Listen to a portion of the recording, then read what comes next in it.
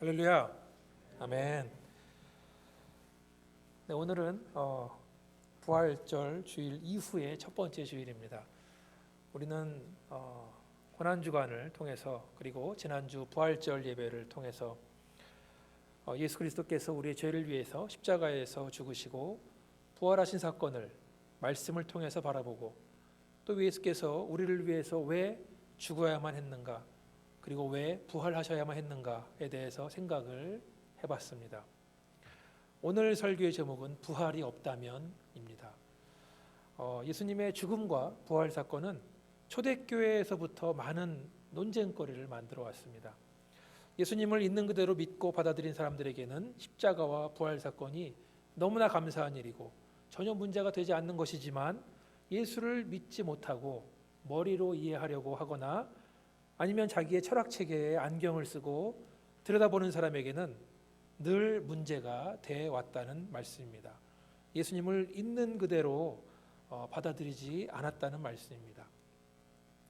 기독교 역사 속에서 예수님에 대한 오해, 잘못된 생각은 기독교 역사의 가장 초기라고 할 수 있는 초대교회에서부터 존재해 왔습니다. 우리가 흔히 이단이라고 말을 할 수 있는데요. 이단의 역사는 기독교 역사만큼 길다고 생각해도 될 정도입니다. 그럼 왜 기독교에는 이렇게 이단이 존재할까요? 여기서 이단이란 말은 한자로 달을 이의 끝단자, 그러니까 시작은 비슷한 것 같은데 끝이 다르다는 뜻입니다. 겉에서 볼 때는 교회랑 똑같아 보이는데 나중에 보니까 성경 말씀과는 다르다는 것입니다. 이단을 다른 말로 하면 가짜라고 할 수 있는데, 왜 기독교 주변에는 이렇게 가짜들이 많은 것일까요? 세상에 가짜들이 많이 존재하는 이유는 어디엔가는 분명히 진짜가 있기 때문에 그렇습니다. 진짜 다이아몬드가 있기 때문에 가짜 다이아몬드들이 있습니다. 진짜 금이 있기 때문에 가짜 금이 있습니다. 진짜 지폐가 있기 때문에 가짜 지폐도 있습니다.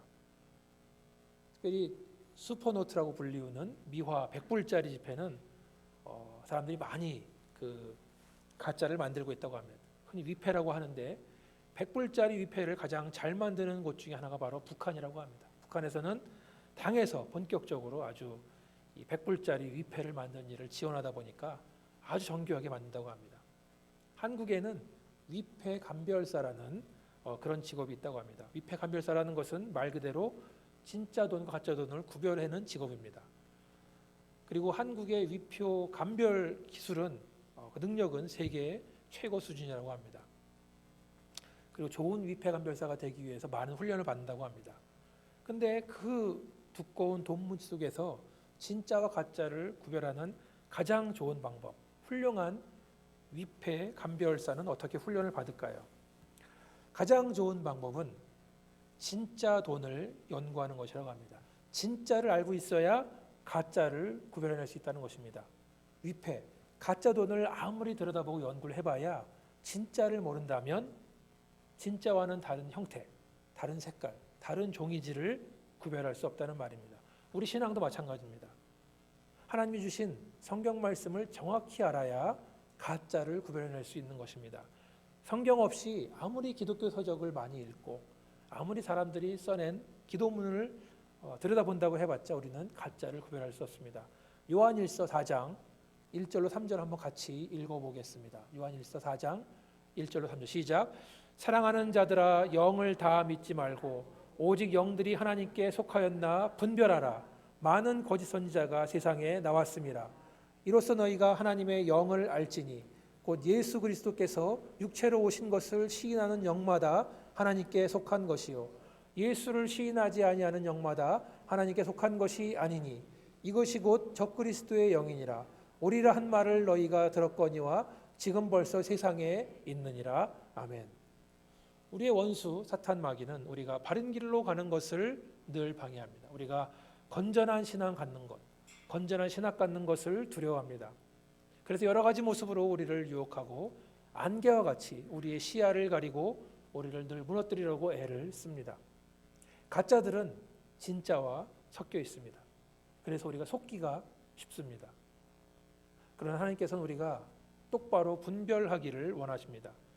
세상의 영들을 다 믿지 말고 그것이 하나님께 속했는지를 분별하라는 것입니다. 세상에는 가짜가 너무나 많다는 말씀입니다. 좀 전에 읽은 말씀 2절에 보니까 이렇게 나왔죠. 예수 그리스도께서 육체로 오신 것을 시인하는 영마다 하나님께 속했다. 말씀이 육신이 되신 예수 그리스도의 성육신 사건을 믿는 사람들은 하나님께 속한 사람들이고 그것을 부인하는 사람들은 속하지 않았다는 말입니다. 신약 성경이 쓰여있던 시대, 초대교회 시대부터 예수님에 대한 잘못된 생각, 잘못된 믿음을 가진 사람들이 많이 있었습니다. 예수님은 분명 하나님이시며 동시에 사람으로 이 땅에 오셨습니다. 따라서 예수님은 100% 하나님이시면서 동시에 100% 사람입니다. 요한일서 1장 14절을 함께 읽어보겠습니다. 이 말씀은 아마 암송 없는 말일 텐데 같이 한번 시작. 말씀이 육신이 되어 우리 가운데 거하심에 우리가 그의 영광을 보니 아버지 독생자 영광이요 은혜와 진리가 충만하더라. 아멘. 여기서 말하는 말씀은 성자 하나님, 하나님이신 예수 그리스도를 말합니다. 그리고 육신이 되었다는 것은 그 성자 하나님께서 피와 살이 있는 사람이 돼서 사람들 사이에 계셨다는 말씀입니다. 말씀이 육신이 되었다는 말, 좀 전에 드린 것처럼 신학적인 용어로 성육신, 영어로는 인카네이션이라고 합니다. 문제는 하나님이시면서 동시에 사람이신 예수 그리스도를 사람들은 받아들이지 않는다는 말씀입니다. 사람들은 초대교회 시절부터 예수님을 있는 그대로 받아들이지 않았습니다. 크게 두 부류, 두 종류가 있는데 첫 번째 부류는 예수님의 인성, 그러니까 사람이신 예수님을 부인하는 것이고 또 다른 부류는 예수님의 신성, 하나님이신 예수를 부인하는 것입니다. 좀 어렵지만 잘 들으시기 바랍니다. 첫 번째 부류, 하나님의 신성을 부인하던 사람들은 예수라는 사람은 뛰어난 분이시지만 우리와 같은 한 인간일 뿐이다.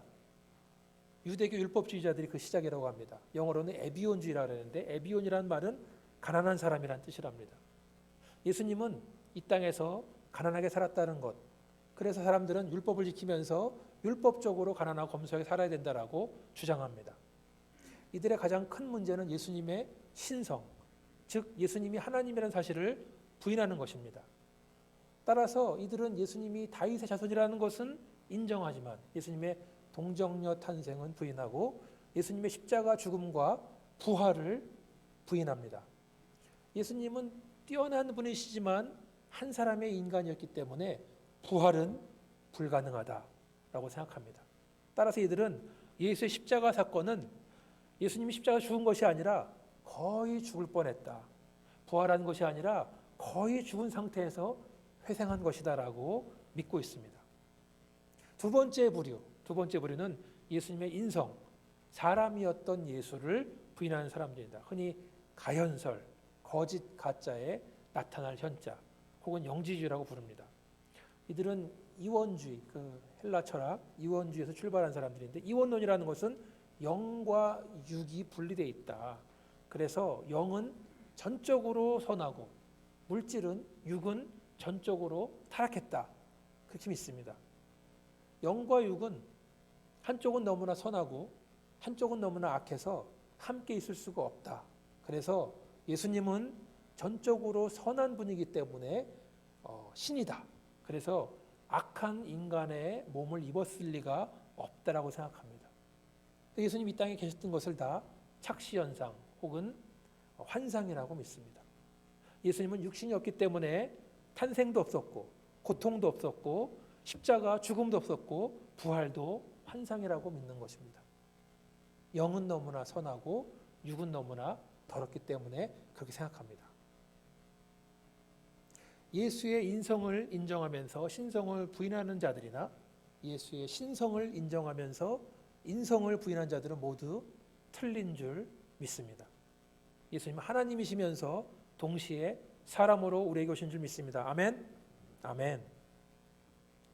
사랑하는 여러분, 예수님은 동정녀 마리아를 통해서 이 땅에서 태어나셨고 일반 사람들과 같이 유아기, 아동기, 청소년기, 장년기를 통해 성장하셨고 우리를 위해서 고난당하셨고 십자가에서 죽으시고 부활하셨습니다. 예수님은 100% 하나님이시며 동시에 100% 사람이십니다. 천지를 지으셨던 성자 하나님께서 사람이 되셔서 우리 가운데 오셨고 살다가 죽으시고 부활하셔서 지금은 하늘에 오셔서 하나님의 우편에 계신 것을 믿으시면 아멘 하시기 바라겠습니다. 아멘. 우리는 실제적으로 이 땅에 오신 예수, 역사적인 예수를 믿습니다. 역사적인 예수가 무슨 말입니까? 인간의 역사 속에 찾아오셔서 역사적인 일을 이루신 것을 말합니다. 우리는 예수의 탄생을 믿습니다. 예수의 이 땅에 살아가신 것을 믿습니다. 섬김을 믿습니다. 십자가의 죽음을 믿습니다.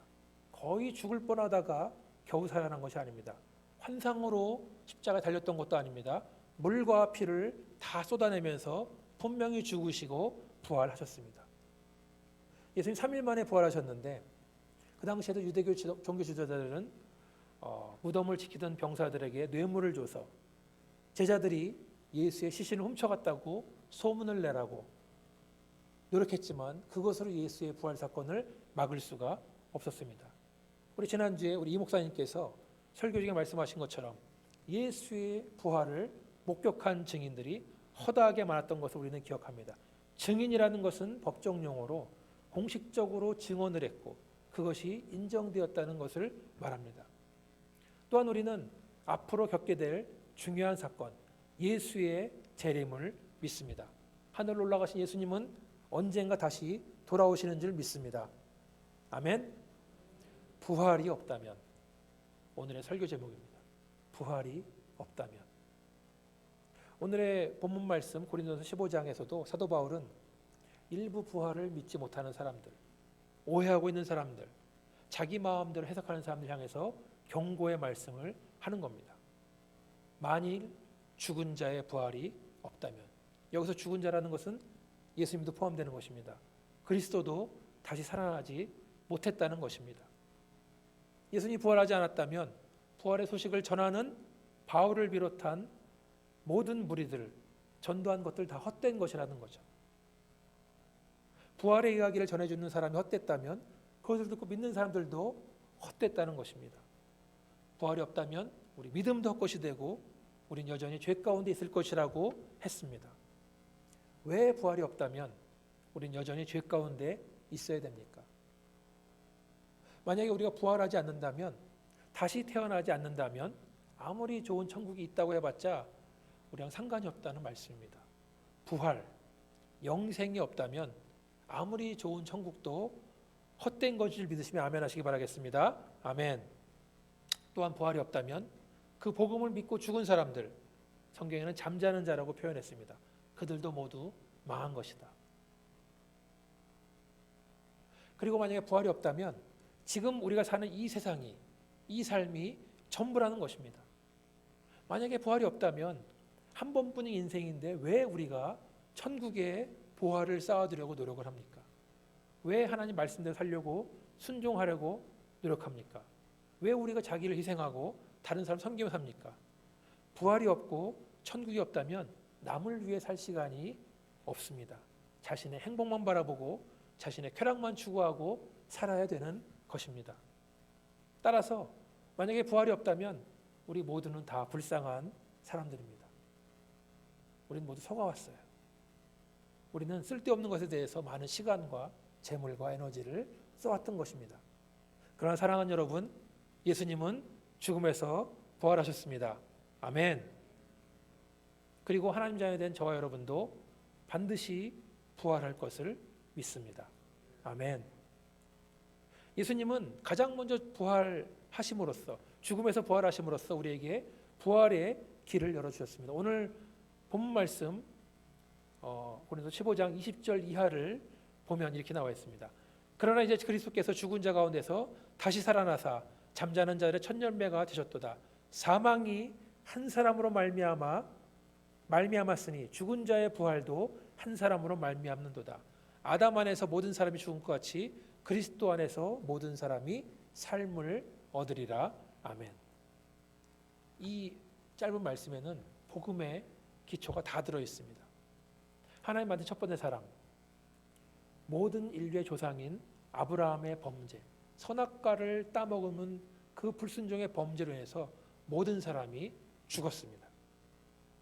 그러나 두 번째 아담이신 예수께서 부활을 통해서 모든 사람이 부활하게 됐습니다. 그분을 믿기만 하면. 그리고 오늘 이 본문 말씀 15장 그 후반절을 보면 우리가 죽고 부활해야 되는 이유가 나와 있습니다. 49절에서 54절 지금 준비되어 있는 것 같아요. 같이 한번 읽겠습니다. 시작. 우리가 흙에 속한 자의 형상을 입은 것 같이 또한 하늘에 속한 이의 형상을 입으리라. 형제들아 내가 이것을 말하노니 혈과 육은 하나님 나라를 이어받을 수 없고 또한 썩는 것은 썩지 아니하는 것을 유업으로 받지 못하느니라. 보라 내가 너희에게 비밀을 말하노니 우리가 다 잠잘 것이 아니라 마지막 나팔의 순간에 호련히 다 변화되리니 나팔 소리가 나매 죽은 자들이 썩지 아니할 것으로 다시 살아나고 우리도 변화되리라. 이 썩을 것이 반드시 썩지 아니할 것을 입겠고 이 죽을 것이 죽지 아니함을 입으리로다. 이 썩을 것이 썩지 아니함을 입고 이 죽을 것이 죽지 아니함을 입을 때에는 사망을 삼키고 이기리라고 기록된 말씀이 이루어지리라. 아멘. 49절에 우리가 흙에 속한 자의 형상을 입은 것 같이, 여기서 흙에 속한 자라는 것은 아담의 후손들, 육신의 옷을 입은 사람들을 말합니다. 이 육신의 옷은 우리가 이 세상을 살 때만 필요합니다. 그런데 동시에 우리는 하늘에 속한 이의 형상을 입어야 됩니다. 하늘에 속한 이는 바로 예수 그리스도를 말합니다. 우리가 하늘에 속한 이의 형상을 입어야 되는 이유는 50절에 나온 것처럼 지금 우리의 형상, 피와 살로 된 형상, 즉 혈과 육으로는 하나님 나라에 갈 수 없기 때문에 그렇습니다. 성경은 그것을 썩는 것으로 썩지 않아하는 것을 유업으로 받지 못하기 때문이다라고 설명합니다. 썩는 것을 가지고는 썩지 아니하는 것을 받을 수가 없다. 여러분, 흙에 속한 우리의 형상, 우리의 육신은 시간이 지나면 다 사라질 것입니다.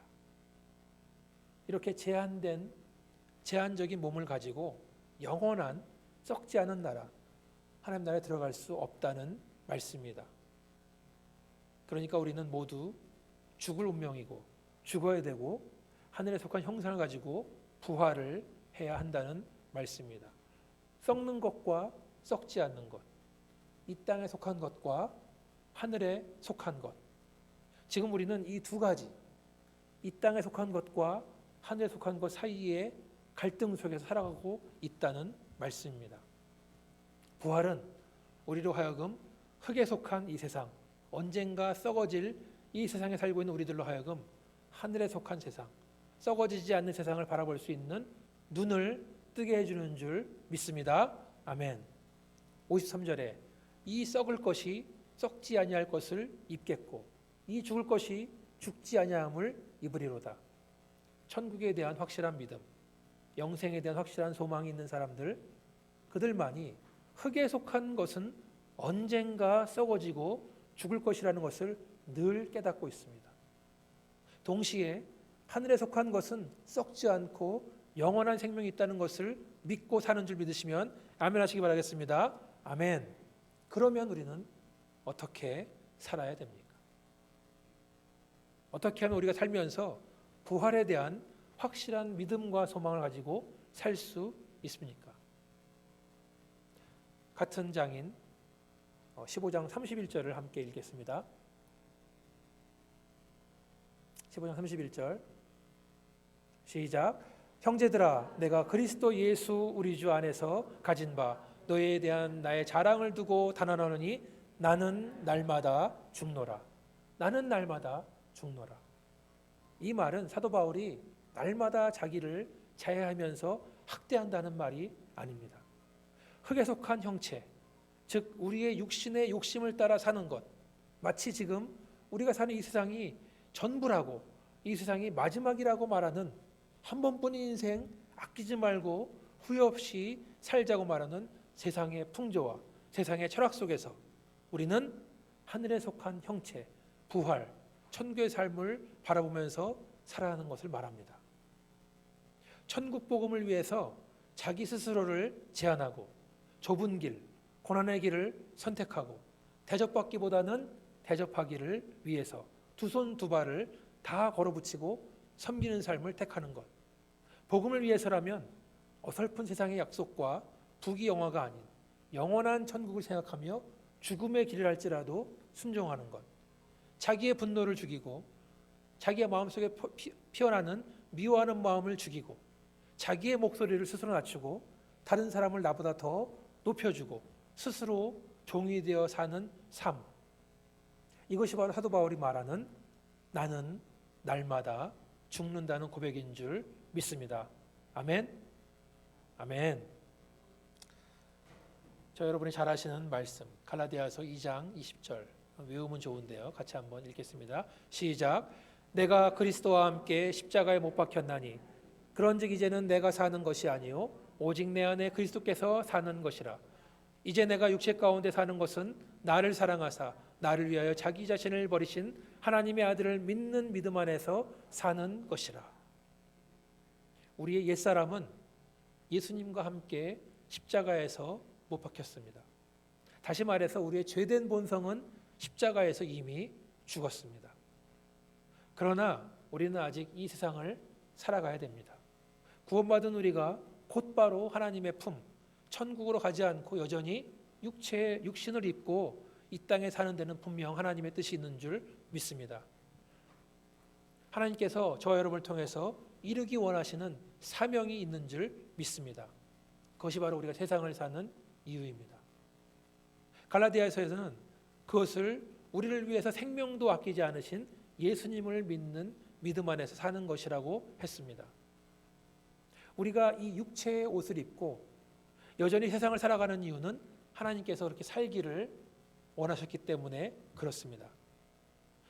사실 이 자리에 있는 대부분의 성도들은 상징적으로 예수의 죽으심과 부활하심에 동참을 했습니다. 그게 무엇일까요? 우리는 무엇을 통해서 예수의 죽음과 부활에 동참했을까요? 여러분 하셨던 것들 바로 침례입니다. 아멘. 침례를 통해서 우리는 죽음과 부활을 경험했습니다. 침례를 받는다는 것은 우리 몸이 문자 그대로 물속에 잠기는 것을 의미합니다. 침례를 집례하는 목사는 그래서 수건을 준비하고 수침자의 코와 입을 막아서 그 속으로 물이 들어가는 것을 방지합니다. 저 같은 경우 대부분 코가 작은 한국 사람들만 침례를 주었기 때문에 여태까지 문제가 없었는데 제가 한 번은 침례를 집례하다가 실수로 수침자의 코를 막지 못한 경우가 있었습니다. 네, 제가 유일하게 침례를 베푼 백인은 바로 여러분이 잘 아시는 넬슨 형제입니다. 한 4년 전 그때 푸르니 자매 첫째 아이 미다를 임신했고 출산 예정일 한 달 앞두고 침례식을 했습니다. 그렇게 우리는 넬슨 형제, 푸르니 자매, 저 그리고 뱃속에 미다 넷이서 침례탕에 들어가서 침례를 같이 받았습니다. 그런데 제가 침례를 베풀 때 넬슨 형제가 참 힘들어하더라고 기침을 하고. 그거 봤더니 제가 이 수건으로 코를 잘 막질 않아서 코에 물이 다 들어간 거예요. 아마 넬슨 생각하기를 침례를 하는 것은 참 힘든 거구나라고 생각했을지도 모르겠습니다. 저는 그걸 발견한 다음에 침례 직후에 바로 사과를 했습니다. 여러분 만약에 침례를 집회할 때 목사가 수침자를 물에 집어넣고 한참 동안 있는다면 1분, 3분, 10분 그러면 익사하겠죠. 죽을 것입니다. 물속에서 안 꺼내면.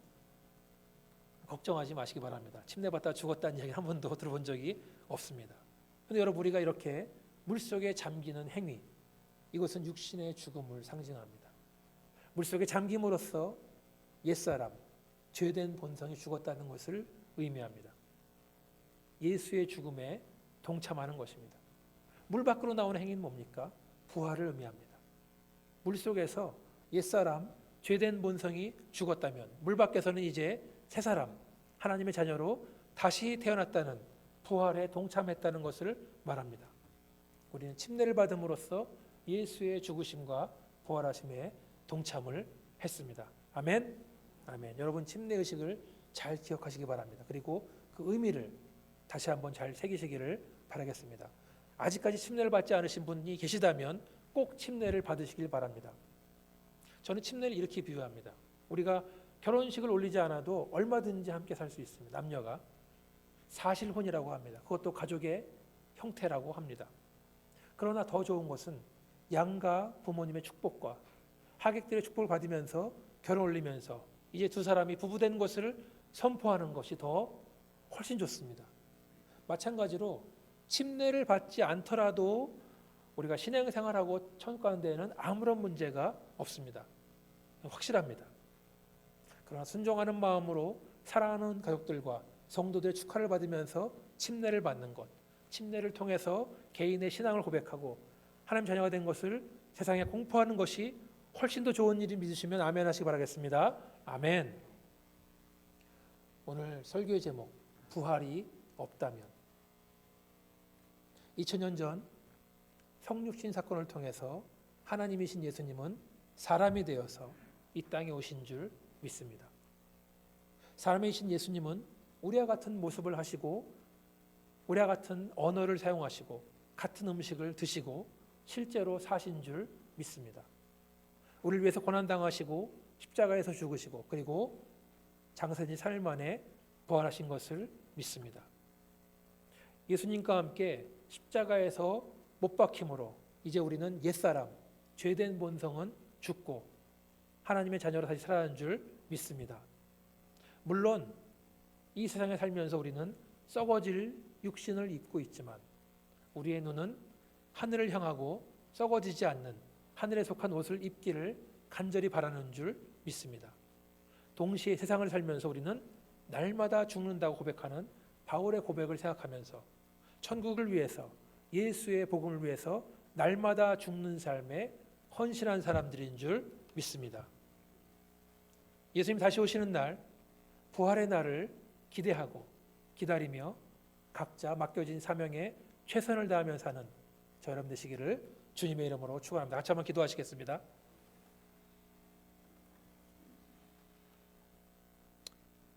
하나님이시지만 자기를 비워 우리와 같은 사람이 되어서 우리를 찾아오신 예수님을 기억합니다. 우리를 위해서 스스로 종이 되신 예수님을 기억하고 기념하고 예수님을 사랑한다는 고백을 드립니다.